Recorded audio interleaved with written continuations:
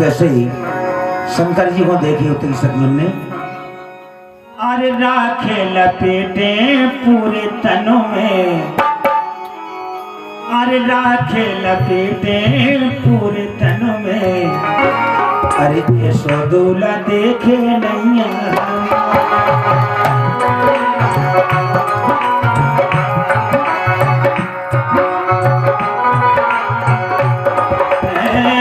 राखे लपेटे पूरे तनों में, ऐसो दूल्हा देखे नहीं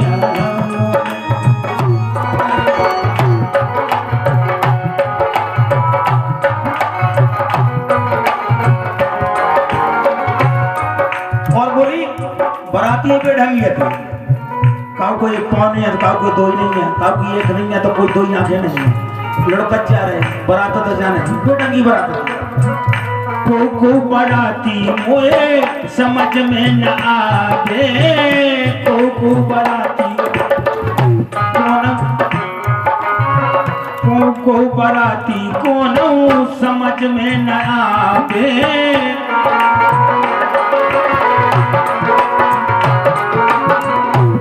को बराती कौन समझ में न आवे।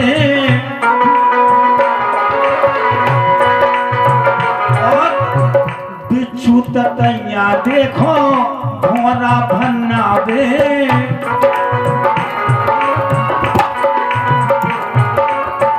बिच्छू के भाला काननों में, बिच्छू के भाला काननों में, ऐसो दूल्हा देखे नहीं।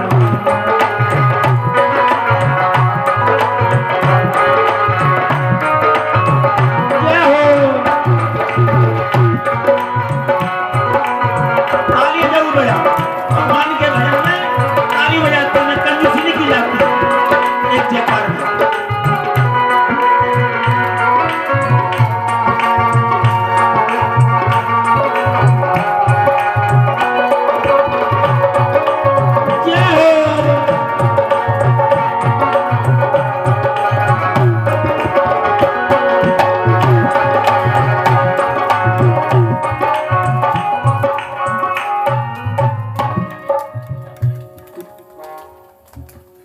बोलो वृंदावन बिहारी लाल की जय हो।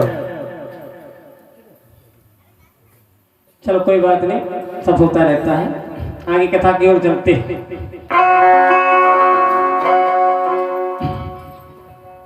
एक बार क्या हुआ, छोटी सी दृष्टांत कथा, फिर आगे और कथा की ओर चलते हैं। तो चलो पहले विवाह पूरा करा देते हैं। जैसे शंकर जी का विवाह होने लगा तो बताया जाता है कि शंकर जी के विवाह में ब्रह्मा जी विवाह पढ़ने के लिए आए, कुमुद ऋषि को भी बुलाया गया। विवाह हो गया। विवाह के बाद में महाराज पार्वती को लेकर के भोलेनाथ चले। आपने देखो विवाह हो जाए कन्या का तो कन्या रोती बहुत है। क्यों रोती है? क्योंकि जहाँ पर खेली बड़ी हुई माता पिता के आंगन में जाती है और जाने के बाद में जब दूसरे नगर में जाती है तो दुख तो होता है किसी को बिछड़ने का।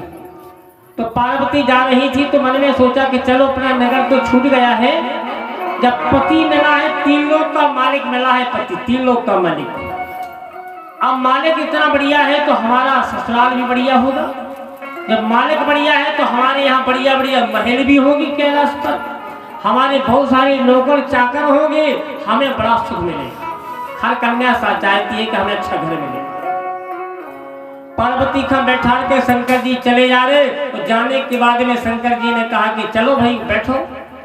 काय पे बैठ के चल रहे, बेदारी हो तो आदमी माता बहने जब कन्या को विवाह हो तो बढ़िया गाड़ी ले जा। शंकर जी बोले देखो इसी नंदी पे बैठ के हम आए हैं, इसी पे ले चलेंगे तुम्हें। इस नंदी पे बैठ के जाएंगे हम।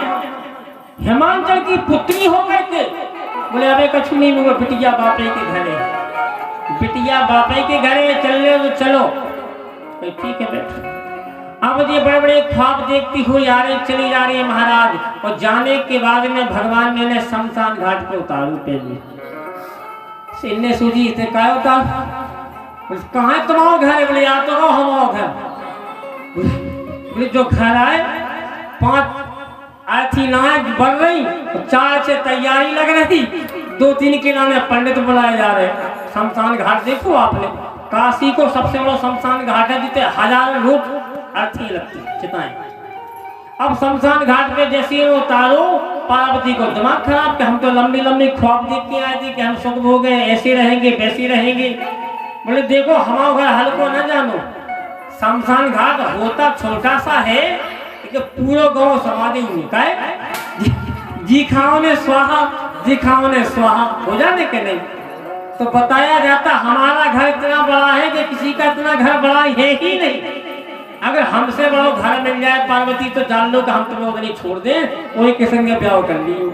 पार्वती ने दिमाग लगाओ कि बात तो सही है, कहीं मरने के बाद इतने सब खाओ ने। और बोले हम यहाँ क्यों रहते हैं जानते हो? भगवान शंकर शमशान से क्यों प्रेम करते हैं, इसकी भी एक कथा है। भगवान को शमशान से प्रेम नहीं था।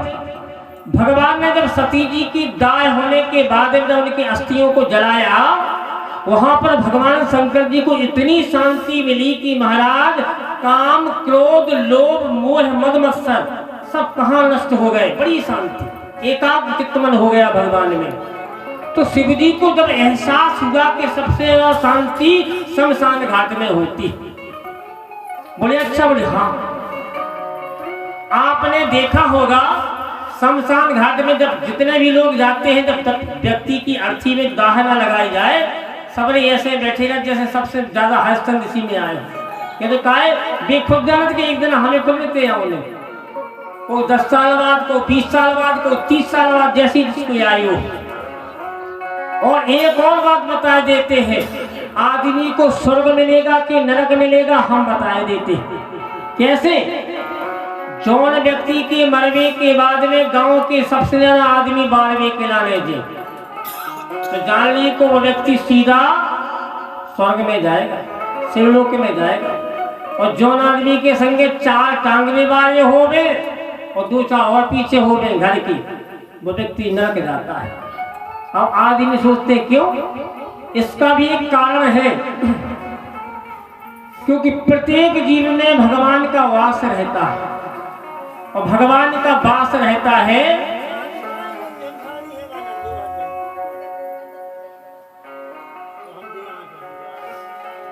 जय श्री राधे। तो बताया जाता है कि जिस व्यक्ति के साथ में ऐसा क्यों होता है, बताया जाता है कि परमात्मा का वास सब में होता है। मम जन में अति मम उपजाए, उस सबसे अधिक मनुज मोए भाई। ईश्वर अंश जीव अवनाशी, चेतन अमल सहज सुख राशि। भगवान का प्रत्येक जीव में वास है, और जिनके साथ में इतने परमात्मा के अंश जा रहे हो, वो व्यक्ति कहाँ नरक में रह सकता है बताइए? इसीलिए जाता है। अब व्यक्ति सोचेंगे कि महाराज अब गांव के जितने हमारी कथा सुनेंगे सहेंगे, देखो भीड़, देखो पहले भीड़ कैसी है। बताया जाता है नियम होता है, और भगवान कहते हैं कि व्यक्ति के मरने के बाद में गति होती है 3 गति। कौन होती है?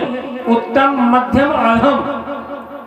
मरने वाला व्यक्ति जान लो अधम गति किसकी होती? जिनने जीवन में 1 रुपया दान न किया हो, जिनने कभी गंगा स्नान न किया हो, जिन्होंने कभी संतों का संग न किया हो, जिन्होंने गुरु न बनाया हो, जिन्होंने कन्या का दान न किया हो, उनको मिलता है नरक, उनकी अधम गति होती। उन्हें बताया जाता कि 6 वर्षों तक यहीं पे महान पातक नरक भोगना पड़ता, कुंभी पार के नरक, यही मिलता है वो दोष, यही दंड मिलता है। आप समझते हैं कि जिनकी जल्दी मृत्यु नहीं होती, असाध हो जाते हैं, वो जान लो कि नरक भोग रहे हैं। जिनको जल्दी मुक्ति मिल जाए वो जान लो कि उनका पुण्य, उनका प्रसाद, उन पे कृपा प्रभु की, उनका कल्याण हो गया। ये होती अधम गति। और मध्यम गति कौन होती है? मध्यम गति वो होती है कि व्यक्ति को थोड़ा हल्का सा कष्ट होगा, व्यक्ति चला जाएगा, मध्यम गति। और उत्तम गति उनकी होती है कि जैसे कथा सुनने के लाने तुम आए, वावे के बाद में भगवान की कृपा से घरे जाओ, जो अवस्था जिनकी जाने की हो गई, और भगवान का राम राम कह के भोजन करके चले जाओ। ये होगी उत्तम गति। कथा सुनने के बाद में जो मरता है वो सीधा वैकुंठवास होता है उसका। और एक नहीं बताया जाता है